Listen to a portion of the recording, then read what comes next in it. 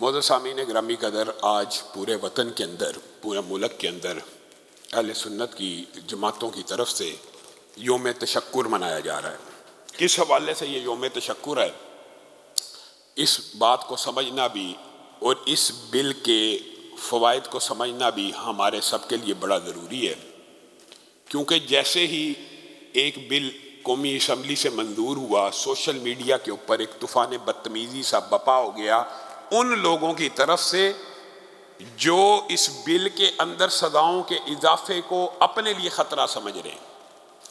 بل ناموس صحابہ کا پاس ہوا جس کے اندر سزاؤں میں اضافہ ہو گیا۔ عبدالاکبر چترالی صاحب اور JUI کے اراکین نے اس بل کی منظوری میں بہترین کردار ادا کیا، بلکہ جو قرارداد پیش کی وہ عبدالاکبر چترالی صاحب نے پیش کی، اور وہ خراج تحسین کے مستحق ہیں۔ پورے پاکستان کے مسلمان ان کے احسان مند ہیں کہ ایک عرصے سے وہ مطالبات اور جن کی وجہ سے ہمارے علماء نے اپنی جانیں قربان کی، علامہ احسان الہی ظہیر سے لے کے حق نواز جھنگوی تک، عبدالرشید اظہر سے لے کے اعظم طارق تک، اور عطاء الرحمن ثاقب سے لے کر ضیاء الرحمن فاروقی تک، یہ شہادتوں کی ایک طویل داستان ہے۔ کس کاز کے لیے؟ یہی عظمت صحابہ کے لیے۔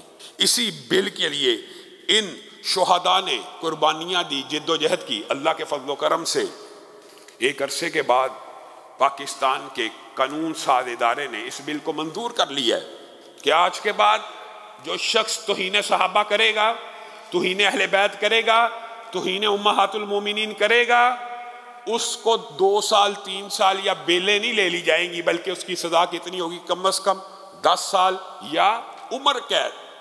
یہ بڑا خوبصورت ایک بل ہے، اور ہم یہ سمجھتے ہیں کہ اس بل سے معاشرے میں فرقہ واریت ختم ہوگی، لیکن آپ حیران رہ جائیں گے۔ آج آپ نے، میں پوری پاکستانی قوم سے اس بات کا مطالبہ کرتا ہوں، اعتدال کے ساتھ، غیر جانبداری کے ساتھ تجزیہ کیجئے۔ جیسے ہی یہ بل پاس ہوتا ہے، جیسے ہی ان اکابرین کو ہم خراج تحسین پیش کرتے ہیں، ایک پورے کا پورا طبقہ فکر اس بل کی منظوری کے خلاف کھڑا ہو جاتا ہے۔ وہ کس لیے کھڑا ہو رہا ہے؟ آپ کو بعض لوگ یہ گمراہ کریں گے، یہ اس لیے کھڑا ہوا ہے جی اس بل کا غلط استعمال نہ ہو۔ بنیادی طور پر جو بھی بندہ کسی قانون کے خلاف ہوتا ہے، اس کے لیے ایک ہی آرگومنٹ پیش کرتا ہے کہ جی اس کا استعمال غلط ہوتا ہے۔ جو توہین رسالت کے قانون کو ختم کرنا چاہتے ہیں، ان کی دلائل کیا ہیں؟ یہی دلیل ہے کہ اس کا استعمال غلط ہوتا ہے۔ بھائی استعمال غلط ہونا کسی قانون کو ختم کرنے کا جواز نہیں بن سکتا۔ قتل کا قانون بھی غلط استعمال ہوتا ہے۔ ہر قانون دنیا میں غلط استعمال ہو سکتا ہے۔ اس کے غلط استعمال کو روکنے کے لیے آپ تجاویز اور سفارشات پیش کریں۔ ہاں، کوئی کسی کے اوپر جھوٹا توہین رسالت کا الزام لگائے، جھوٹا توہین صحابہ کا الزام لگائے، جتنی سزا اس عمل کی ہے جھوٹے الزام کی بھی وہی سزا کر دی جائے، ہمیں کوئی اعتراض نہیں۔ یہ تو ہے سد باب کرنا کہ بل کا غلط استعمال، لیکن حقیقت یہ نہیں ہے۔ حقیقت بات یہ ہے کہ ایک طبقہ فکر، اب پاکستان، یہ ایک تو انٹرنیٹ کا یہ بھی فائدہ ہوا۔ ایک دور میں ہم آپ لوگوں کو بتایا کرتے تھے کہ فلاں طبقہ فکر صحابہ کے بارے میں ہردہ سرائی کرتا ہے، برا بلا کہتا ہے، آپ کہتے ہیں یار یہ مولوی جان کے آگ پھیلاتے ہیں جی، یہ نفرتیں پھیلاتے ہیں۔ کوئی بڑا حضرت ابو بکر کو برا کہہ سکتا ہے؟ حضرت عمر کو بھی بلا کوئی برا کہہ سکتا ہے؟ پھر انٹرنیٹ عام ہوا، سوشل میڈیا عام ہوا، آپ نے اپنے کانوں سے بک بک کرتے ہوئے ذاکروں کو سن لیا جو حضرت ابو بکر، حضرت عمر، حضرت عثمان، حضرت عائشہ، حضرت حفصہ جیسے شخصیات کو بخشتے نہیں۔ آپ سمجھتے ہیں جی یہ جھگڑا حضرت امیر معاویہ کا ہے یا اس کے بیٹے کا ہے یا ان کے بیٹے کا ہے؟ ہرگز نہیں ہے۔ اللہ کی قسم، امیر معاویہ، حضرت ابو بکر جتنے متقی بھی ہو جائیں تو حضرت ابو بکر ان کی گالیوں سے بچ گئے، حضرت ابو بکر ان کے تانوں سے بچے۔ گویا یہ آپ کو ایک مغالطہ ڈالا جاتا ہے، یہ جھگڑا جی بنو امیہ کا تھا، بنو ہاشم کا تھا، یہ تھا، جھوٹ ہے۔ آج آپ دیکھیے پورا سوشل میڈیا اس قانون کے خلاف ایک طبقہ فکر جو آواز اٹھا رہا ہے، وہ آپ سے اور مجھ سے اور حکومت سے گستاخی کی اجازت مانگ رہا ہے کہ ہمیں کرنے دیجیے، ہمیں کرنے دی جائے، ہمیں کرنے دیجیے، یہ ہمارا حق ہے، یہ آزادی اظہار ہے۔ آپ نے اچھا پھر سب سے بڑی دکھ کی بات ہے، دکھ اور افسوس کی بات ہے اور شکوے کی بات بھی ہے، ہمارے ساتھ شیعہ علماء ٹی وی پروگراموں میں مختلف پروگرام میں جب ملاقات ہوتی ہے ہم ان کے سامنے یہ بات اٹھاتے ہیں، یار یہ بڑی زیادتی کی بات ہے، کیا مقدسات اہل سنت، آپ کے بڑے بڑے جو مراجع ہیں ان کے فتوے ہیں کہ مقدسات اہل سنت کی توہین نہیں ہو سکتی، آپ کیوں کرتے ہیں؟ ہم نہیں کرتے، ہمارے میں ایک طبقہ ہے جی وہ ذاکر ہیں، وہ جاہل ہیں جی، وہ نصیری ہیں، وہ حضرت علی کو اللہ ماننے والے ہیں، یہ وہ طبقہ فکر ہے جو گستاخی کرتا ہے، ہم اس سے بری ہیں۔ آج شیعہ علماء کہاں ہیں؟ آگے آئیں اور کہیں ٹھیک ہے ہم اس بل کو آن کرتے ہیں، جو گستاخی کرتا ہے وہ ہم میں شامل نہیں ہے۔ اہل سنت نے آپ کی ہر بات مانی۔ آپ کو پتہ ہے اس بل کے اندر یہ شک بھی منظور ہوئی ہے کہ توہین اہل بیت کرنے والے کی بھی اتنی ہی سزا ہے۔ اب بتائیے، آپ کا ایک عرصے سے مطالبہ تھا کہ آپ صحابہ تو کرتے ہیں لیکن اہل بیت کی کبھی آپ لوگوں نے بات نہیں کی۔ اب آئیے، ہم تو ایگری ہیں، ہم نے توہین اہل بیت کی بھی کرنی ہی نہیں، اس کی سزا اگر سزائے موت بھی ہو جائے ہمیں کوئی ٹینشن نہیں، ہمیں کوئی فکر نہیں۔ اہل بیت کی توہین کی بھی سزا ویسے ہی ہے، صحابہ کی توہین۔ اور اگر آپ غور کریں تو اہل بیت کا سلسلہ تو آپ نے کئی نسلوں تک چلایا ہوا ہے، ہم تو صرف صحابہ تک کی بات کرتے ہیں۔ اہل بیت کا ایڈوانٹیج آپ کو ہے کہ یہ بھی اہل بیت میں سے ہے، یہ بھی اہل بیت میں سے ہے، 8 10 12 نسلیں تک آپ اہل بیت کی کہتے ہیں۔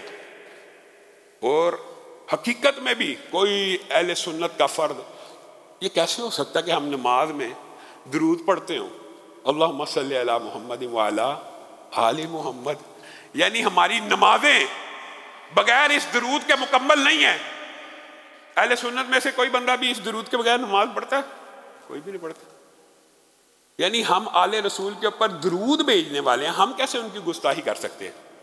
لیکن یہاں سے ایک بات ثابت ہوتی ہے کہ کچھ لوگ گستاخی کرنا چاہتے ہیں اور وہ اجازت مانگ رہے ہیں، وہ اعلانیہ طور پہ کہہ رہے ہیں کہ ہمیں اجازت دیجیے، یہ بل جی ایسا ہے۔ یہ ایک عرصے سے یہ بات علماء ممبر و محراب سے کہہ رہے ہیں، آپ نے خود سنی ہوگی، میری زبان سے بھی آپ نے ہو سکتا ہے متعدد مرتبہ سنی ہو کہ فرقہ وریت ختم کرنے کا سب سے آسان کلیہ یہ ہے کہ جو توہین صحابہ کرے اس کی بھی زبان کاٹ دو، جو توہین اہل بیت کرے اس کی بھی زبان کاٹ دو۔ اس سے فرقہ وریت ختم ہوگی کہ بڑھے گی؟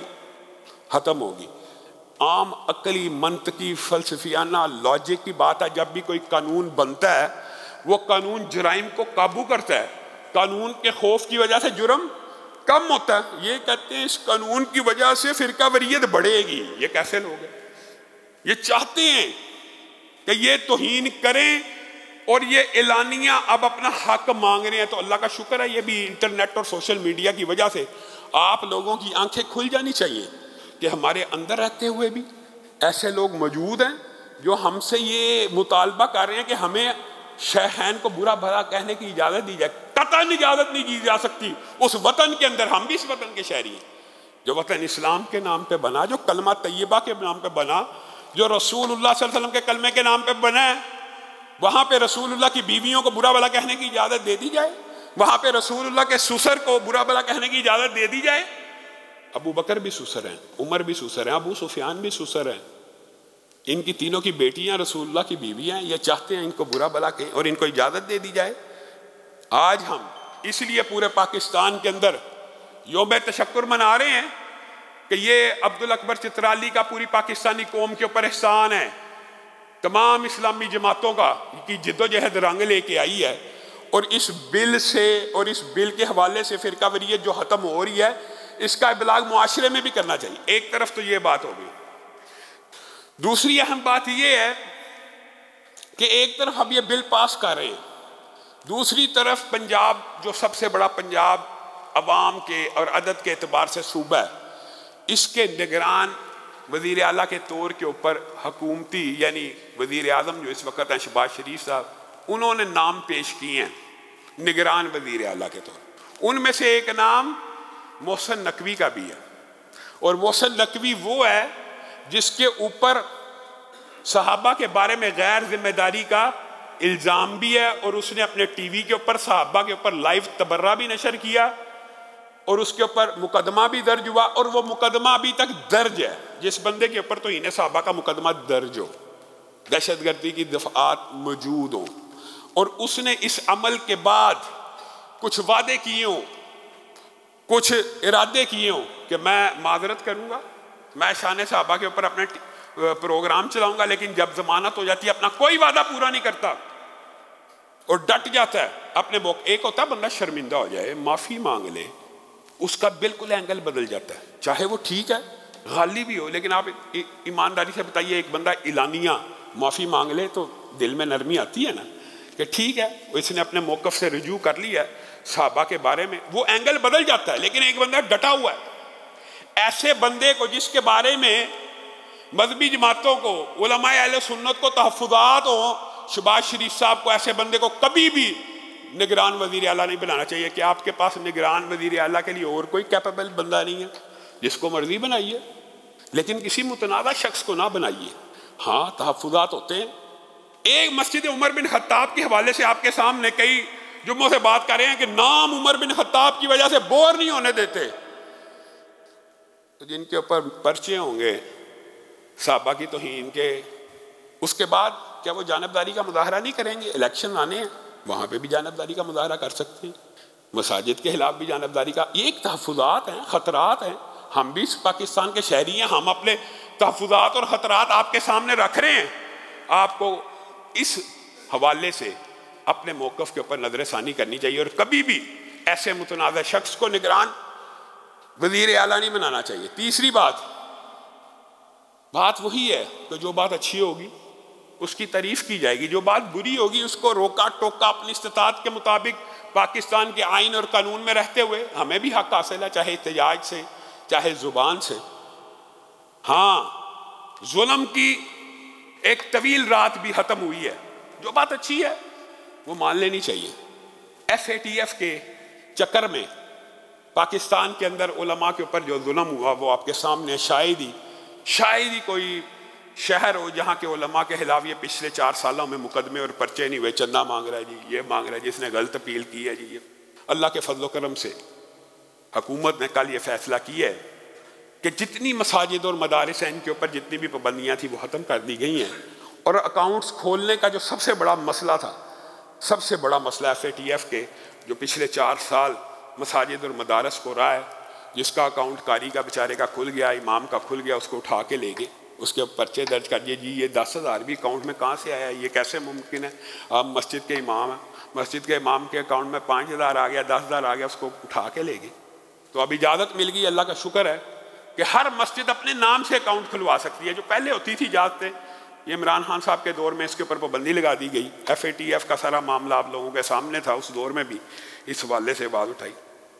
جو اچھا کام ہے اس کی تائید کر رہے ہیں، لیکن جو برا کام ہے محسن نقوی کو بنانا، اس کی تردید کر رہے ہیں. یہی آپ کا اور میرا منہج ہونا چاہیے، یہی ہماری اصولی موقف ہونا چاہیے. اگر کوئی حاکم حکمران اچھا کام کرے اس کے اچھے کام کی تائید کر دی جائے، تعریف کر دی جائے. جو برا کام کرے اس کو روکنے اور ٹوکنے کی جتنی آپ میں استطاعت ہو وہ مکمل طور پہ کوشش کر لینی چاہیے. اور صحابہ کا جہاں تک معاملہ ہے میرے بھائیو، یہ بڑا اہم ہے، اور یہ اللہ کی سنت بھی ہے کہ کوئی بندہ کسی صحابی کے بارے میں جو بات کہے وہی بات اس کو پلٹا دی جائے. وَإِذَا قِيلَ لَهُمْ آمِنُوا كَمَا آمَنَ النَّاسُ قَالُوا أَنُؤْمِنُ كَمَا آمَنَ السُّفَهَاءُ أَلَا إِنَّهُمْ هُمُ السُّفَهَاءُ. جو صحابہ کو بے وقوف کہ اللہ کہتا تم ان کو بے وقوف کہتے ہو، میں اللہ تمہیں بے وقوف کہتا ہوں. وَإِذَا لَقُوا الَّذِينَ آمَنُوا قَالُوا آمَنَّا وَإِذَا خَلَوْا إِلَىٰ شَيَاطِينِهِمْ قَالُوا إِنَّا مَعَكُمْ إِنَّمَا نَحْنُ مُسْتَهْزِئُونَ اللہ یستہزئ بہم. تم صحابہ کا ٹھٹھا اڑاتے ہو، میں اللہ تمہارا ٹھٹھا اڑاتا ہوں. گویا یہ اللہ کی سنت ہے کہ صحابی کے بارے میں جو بندہ جو بکواس کرے، فلاں صحابی ایسا تھا، وہ ایسا نہیں تھا، تو ایسا ہے، وہ ایسا نہیں. ہاں فلاں صحابی اچھے تھے، وہ بھی اچھے تھے، تو بھی اچھا ہے. صحابہ کے بارے میں امت کی یہ سنت ہونی چاہیے، اور یہ غیرت ہونی چاہیے، اور یہ جذبہ ہونا چاہیے. تبھی ہم ناموس صحابہ کا دفاع کر سکتے ہیں.